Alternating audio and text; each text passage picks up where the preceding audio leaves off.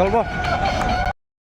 আমরা 2024-এর notified 2025-এর TET পরীক্ষা যারা দিয়েছিলাম, আমরা টেট 2-তে অর্থাৎ এলিমেন্টারি দপ্তরে আমরা গ্র্যাজুয়েট লেভেলের শিক্ষকতার জন্য পাশ করেছি 1488 জন মোট। আমরা এর আগে বিগত দিনে অনেকবার আমরা শিক্ষা দপ্তরের সামনে গিয়েছি আমাদের বিভিন্ন দাবি নিয়ে, যে আমাদের সবাইকে যেন একসঙ্গে নিয়োগ করা হয়। আমাদের দাবি বেশি কিছু নয়, আমরা 45,000 পরীক্ষার্থীদের মধ্যে শুধুমাত্র 1488 জন পাশ করেছি। আমাদের যেন সবাইকে একসাথে নিয়োগ করা হয়, তার জন্য আমরা প্রতিনিয়ত আন্দোলন করে যাচ্ছি। আমরা প্রতিনিয়ত চেষ্টা করছি আমরা আমাদের ত্রিপুরা রাজ্যের মাননীয় মুখ্যমন্ত্রী তথা আমাদের শিক্ষামন্ত্রী স্যারের সঙ্গে দেখা করার। আমরা চেষ্টা করেছি আমাদের ফাইন্যান্স মিনিস্টার স্যারের সঙ্গে দেখা করার, শ্রী প্রণজিৎ সিংহ রায় স্যারের সঙ্গে দেখা করার আমরা চেষ্টা করেছি, কিন্তু আমাদেরকে দেখা করতে দেওয়া হয়নি। এই পর্যন্ত আমরা দুইবার অ্যারেস্ট হয়েছি, আমাদেরকে অ্যারেস্ট করে নিয়ে গেছে পুলিশ। আমাদেরকে কোনো মন্ত্রী মিনিস্টারের সঙ্গে দেখা করতে দেওয়া হয়নি। তারপরেও আমরা দুদিন পর পর শুধুমাত্র আমাদের দাবিটা জানানোর জন্য, মুখ্যমন্ত্রী স্যারের একটু প্রতিক্রিয়া পাওয়ার জন্য আমরা এখানে আন্দোলনে মিলিত হচ্ছি, কিন্তু আমরা কোনো রকম প্রতিক্রিয়া পাচ্ছি না। আমাদের একটা ভাবনা ছিল যে বিধানসভার যে অধিবেশন বর্তমানে চলছে, এই অধিবেশনের মধ্যে হয়তোবা আমাদের এলিমেন্টারি গ্র্যাজুয়েট টিচারের বিষয়টা নিয়ে কথাবার্তা হবে। হয়তোবা মুখ্যমন্ত্রী স্যার আমাদেরকে কোনো আশ্বাস দেবেন যে কিছুদিনের মধ্যে কবে নাগাদ আমাদেরকে নিয়োগ করবেন, কিন্তু ওরা কোনো প্রকার কোনো প্রতিক্রিয়া, আমাদের মুখ্যমন্ত্রী স্যার বলুন, আমাদের অন্যান্য মন্ত্রী মিনিস্টাররা বলুন, তারা কোনো প্রকার প্রতিক্রিয়া দিচ্ছে না। আমার একটা প্রশ্ন, যেহেতু আমরা ত্রিপুরা রাজ্যের হবু শিক্ষক এলিমেন্টারি দপ্তরের, আমরা যেহেতু যেতে পারবো না আমরা বিধানসভায়, আমরা কাকে প্রশ্ন করব?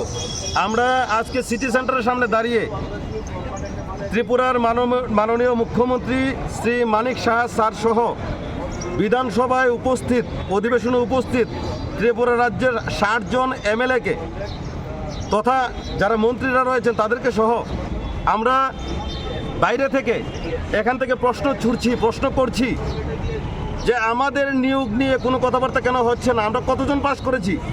আমরা 5% থেকেও কম পাস করেছি। আমরা যতজন পরীক্ষা দিয়েছিলাম এর মধ্যে 5% থেকেও কম পাস করেছি, তাহলে আমাদেরকে কেন নিয়োগ করা হচ্ছে না?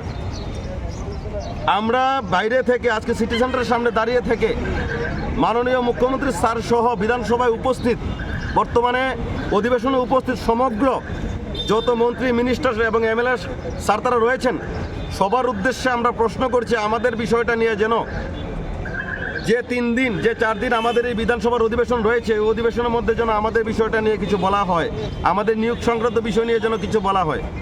না হলে আজকে আমাদের এই আন্দোলনে আমরা যে এখানে 100 জনের মতো লোক এসেছি, আসার কথা ছিল আমরা 1000-এর মতো লোক, 1000 ক্যান্ডিডেট, আজকে আমরা এখানে 1488 জন ক্যান্ডিডেট আমরা এখানে আসার কথা ছিল।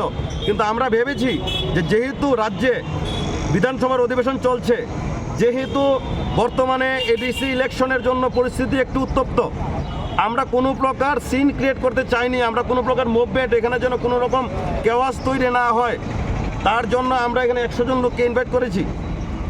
আমরা কিন্তু পারলে 1488 জনকে লোককে এনে এই সিটি সেন্টার সহ আগরতলার এই রাজপথ আমরা আজকে এখানে দখল করতে পারতাম, এখানে বসে পড়তে পারতাম সবাই।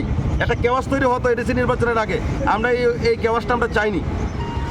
আমরা মুখ্যমন্ত্রী স্যারের উদ্দেশ্যে এবং বিধানসভায় উপস্থিত সমগ্র আমাদের তারা আমাদের অভিভাবকের মতো, সম্পূর্ণ ত্রিপুরা রাজ্য তাদেরকে নিয়ে চলে, সবার উদ্দেশ্যে বলছি আমাদের নিয়োগ নিয়ে কিছু বলুন, না হলে আমরা আগামী 3 দিনের মধ্যে আমরা বিধানসভা অভিযান করব। অধিবেশন চলাকালীন 1488 জন ক্যান্ডিডেট আমরা বিধানসভা অধিবেশন করব আগামী 3 দিনের মধ্যে। আমরা প্রার্থনা করছি সমগ্র আমাদের মন্ত্রী মিনিস্টারদের কাছে, আমাদের শিক্ষামন্ত্রী স্যারের কাছে, আমাদেরকে নিয়োগ করুন। কারণ যে 1020 জনকে নিয়োগ করার জন্য নোটিফিকেশন ইতিমধ্যে দেওয়া হয়েছে, এই 1020 জন লোক কিন্তু নিয়োগ হবে না। কারণ এসটিজিটি, এসটিপিজিটি যে পরীক্ষা হয়েছে, এই পরীক্ষার মধ্যে কিছু সংখ্যক নিয়োগ হয়ে যাবে। আলটিমেটলি কি হবে, আমাদের যে এলিমেন্টারি ডিপার্টমেন্টের 1020 জন শিক্ষক, এখান থেকে কিছু মানুষ চলে যাবে এসটিজিটি, এসটিপিজিটিতে, আমাদের এলিমেন্টারি ডিপার্টমেন্টে তো ফাঁকাই রয়ে যাবে।